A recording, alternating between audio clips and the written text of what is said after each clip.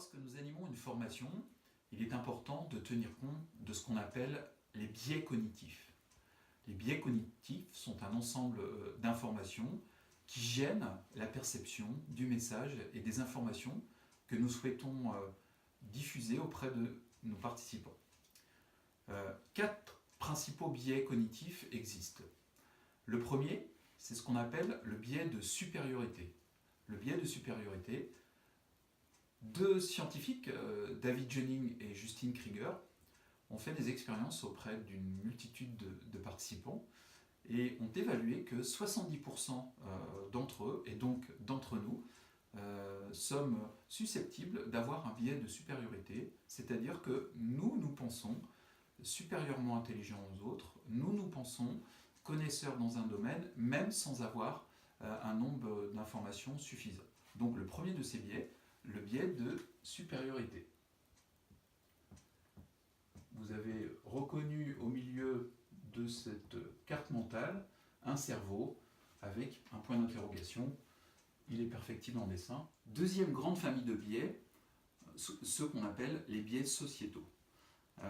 Comment sont pollués ces biais individuels? Nous appartenons peut-être tous à un groupe, à une communauté, à un groupe d'amis.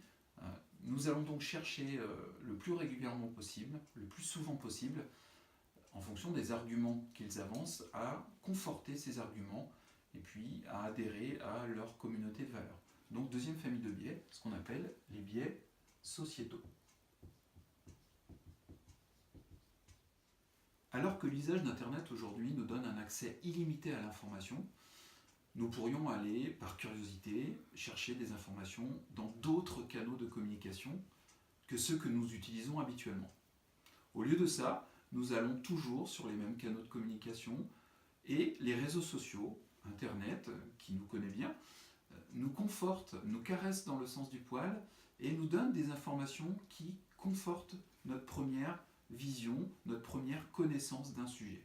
Donc cette troisième famille de biais, c'est ce qu'on appelle les biais de confirmation. Quatrième famille de biais, et on aurait pu commencer par cela, c'est ce qu'on appelle les biais de représentation.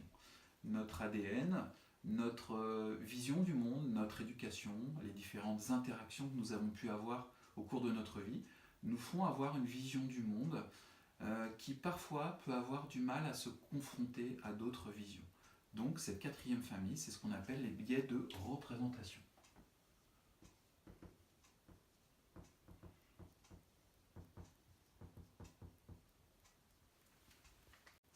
Alors, que doit faire un formateur, que doit faire une formatrice pour lutter contre la puissance de ces biais cognitifs?